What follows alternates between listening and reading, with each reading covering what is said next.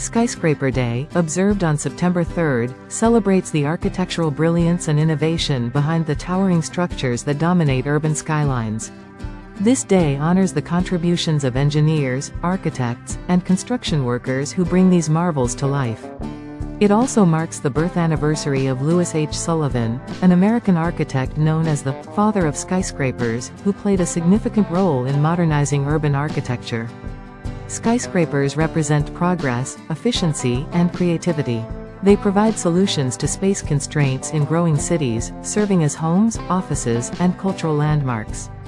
Iconic structures like the Burj Khalifa, Empire State Building, and Petronas Towers are not only engineering feats but also symbols of national pride and innovation.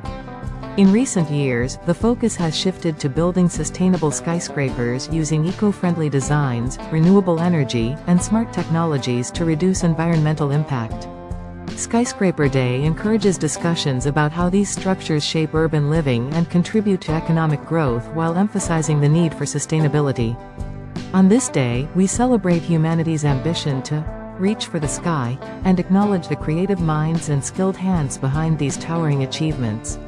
Skyscraper Day inspires awe for the structures that define modern cities and reflect human potential.